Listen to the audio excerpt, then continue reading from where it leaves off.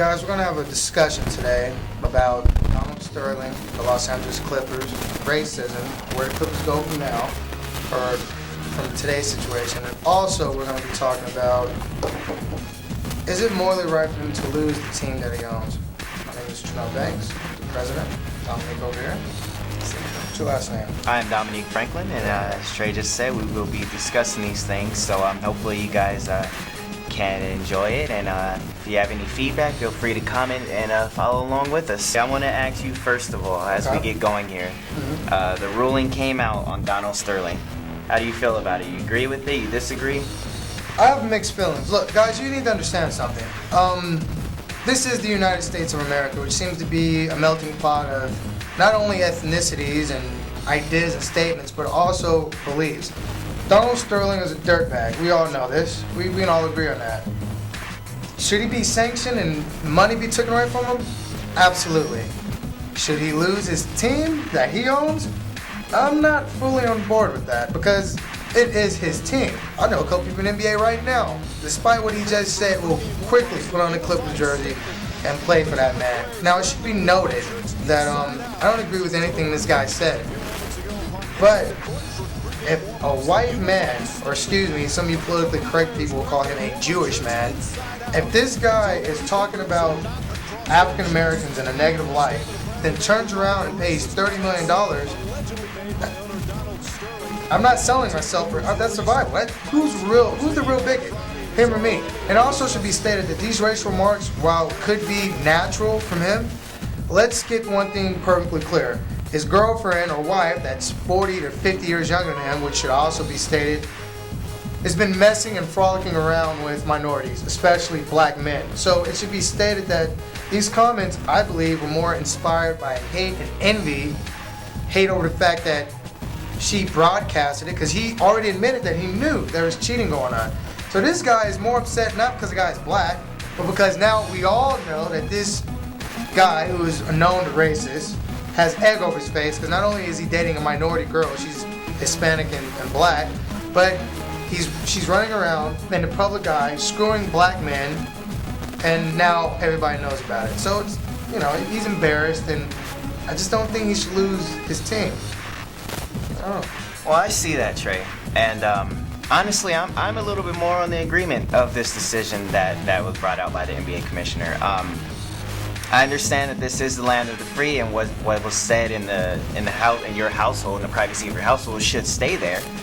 But we've seen instances of him being racist before. We have an instance in 2003 where he was sued for discrimination. Another instance in 2006 where he was sued by his own general manager, and we had another instance in 2009. So this has been a continuing process. My question is, why now? Why are we just now dealing with him and his bigotry?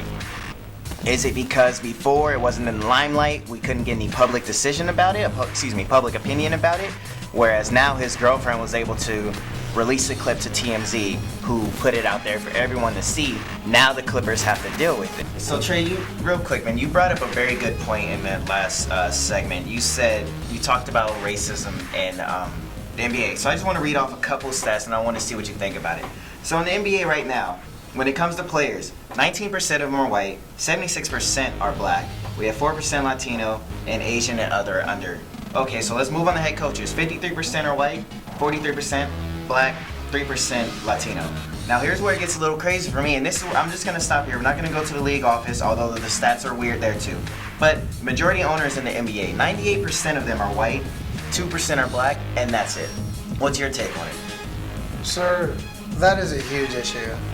And it's not just limited to the National Basketball Association.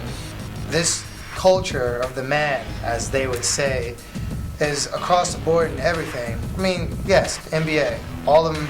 And that goes back to what Ben Wallace said. Like, yeah, you're making millions of dollars, but the owner is making billions of dollars. And yes, he is white. Now, you got to think, back when the NBA started, it was still pretty racial in the United States. So perhaps we did not have the chance to really purchase an NBA team. And maybe keep in mind, what's the median age of the owners? I'm going to say around 70, 80. I mean, there are some abnormalities. the Dallas Mavericks owner. He looks quite youthful. These guys, even though they're old and they've come to accept the new ways, I mean, back then they might have that racist tinge in their hearts. Now, I want to hurry up and get back to the point I'm trying to make. The point I'm trying to make is this. One, Magic Johnson is already trying to buy the Clippers. He tried to buy the Lakers, but the Buzz family wouldn't let it happen. Two, this is not just privy to the NBA. The NFL owners, what about the music industry? All those rappers. No one ever talks about the people that actually control or Columbia or Miramax or all of them are white. Or most of them are white. So, does it bother me? Yes. Is it changing? How many African American players want to go on and become owners? I think most of these people want to play in a basketball league. That's as far as their aspiration goes. I never met a brother that said, check this out. Tyler wants to play in the NBA. Jason wants to play in the NFL. Jimmy wants to own an NBA team. I don't really hear that too much. So until the players start looking up toward owning, which I think, I'm gonna throw my hat in, I think Chris Paul, I think I can see him owning a team when he gets out of here. Like Michael Jordan, the greatest, isn't he an owner? Yes, he is. I really liked what you said about diversity in the NBA and how players need to step up and take on that opportunity to go ahead and lead the team as an owner instead of just as a player. And I am curious about why is such a spread gap between the amount of players and the owners. And I think this is kind of indicative, kind of indictment of the American situation or American society as a whole. We don't see a lot of minorities at the top of the food chain, so to speak. We don't see a lot of minorities as a CEO, as a company. We see a lot of minorities as the players, as the ones making the CEOs the billions of dollars and bringing in the money for them. So I definitely agree with you on that aspect right there. And I think that if we're going to make a change in this society, we're going to have to see more minorities stepping up and taking on that leadership role, not just wanting to be the Kobe Bryants, not just wanting to be the LeBron James, wanting to be the Magic Johnsons, the Michael Jordans, the people out here that are getting the teams and directing the teams and taking them in the order that they see fit. Right. Now, you want the players to start taking on bigger roles, and they need to be presented with these big role challenge from day one. Yeah. Some of these players, all they know is basketball. That's all they know. So, with that being said, real quick, I just want to step in. Kobe, if you're watching this, LeBron, and Jalen Rose, all of you guys, you're great, amazing players. We're not criticizing you in no way. We just want to see our. I'm better than all three of you. Together. He's better than you. I'm not tall enough to be better than you. But we definitely want to see our people step up and start taking on more of a leadership role. And I think that starting with Kobe Bryant, starting with LeBron James, people of that nature, would definitely be a great start to get into where we think our people can go. I just want to know what he was doing in Denver. Just kidding, Kobe. What's the plan? What is Doc Rivers telling his players in the locker room? And personally, just real quick, I'm just going to throw my opinion out there, Trey. It's going to be crazy, people. I know. I think the Clippers should go ahead and tank it. Lose the playoffs. Have to bring that out. Stop. Okay, look, first of all, you are an athlete. Yes. You get paid $30 million. You have the focus and mentality of a grown man. And no, you do not stop what you do because of what some dude says. I don't care. You don't, but okay, think about this, Trey. Think about this. Let's say they go on and win the NBA championship. Let's say the owners don't make a decision by the time they win that championship. Right. This asshole is gonna get to hold up the trophy. Welcome to America. This is life. Look, Donald Sterling, I'll tell you right now, it's real simple. What you said was terrible, and you did it because you couldn't control your women. My advice to you, drink a tall glass of Ensure, and why about you start dating women that's close to your age? You dated a young, immature chick that loves men, and you know about it. And you even said to yourself, if you keep it in, it's okay. As soon as the media touched it, you start running your mouth. I don't know about you. I'm black, as you can see. Chocolate. Donald Sterling, if your team decides to walk out in the midst of a terrible market that we're in, hire me. You can hire me for $2 million. I'll do whatever you want me to do that's morally right, that has something to do with the NBA. I cannot fathom having to watch them win and having to watch this man walk up on the stage I got an idea and for hold you. the trophy up. Turn off the television, and go to your marble collection. Because if you're a Clipper fan, you better keep winning. I better see a championship. I don't want no old Egg McDonald's lookalike wannabe to just screw my chances. They need to win. No professional team should just throw off a championship because some old man Winter goes off running out of his mouth because he has penis envy.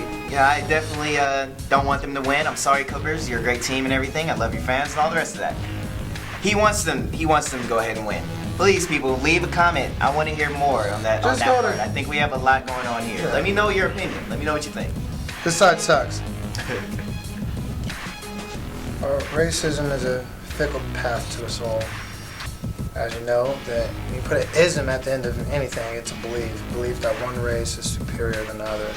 In the National Basketball Association, at the player level, we know that racism does not exist. If it does exist, it's heavily one-sided and it's not toward Caucasians. It's obviously African Americans.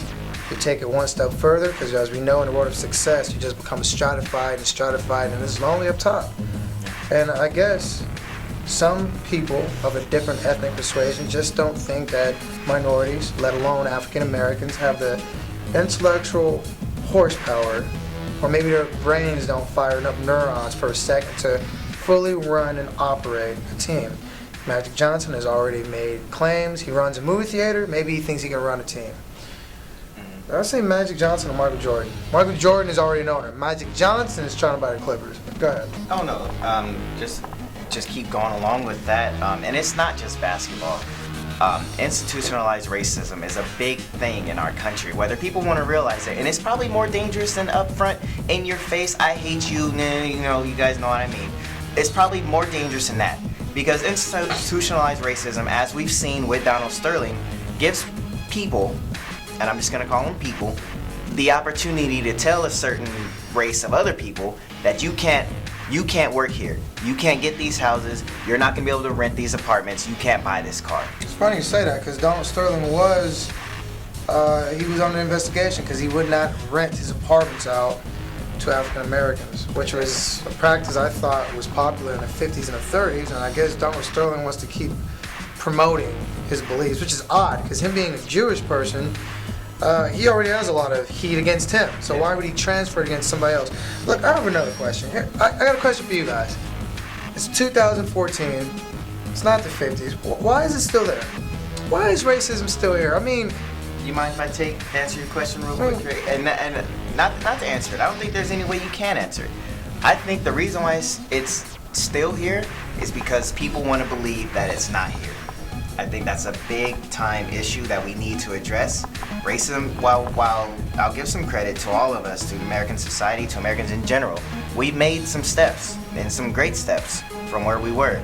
But just because we have a half black, I want to repeat that, half black president that wasn't born in the United States. You guys come up with the most. You crazy guys, stuff. Donald Trump, you're fired. You gonna sue me for that? Anyways, you guys come up with the weirdest things. Like, They do, but since we have that birth half black, movement, like, but I just want, since we have that half black president, people want to believe now that we aren't in a racist society, and we still are. It's still very rampant. And let me tell you, I got pulled over one time, Trey. And the officer did not know why I got pulled over, but he thought that the stickers on my car were gang symbols, even though I was in my work attire. And none of my non-color friends, I'll say it that way, have had that issue.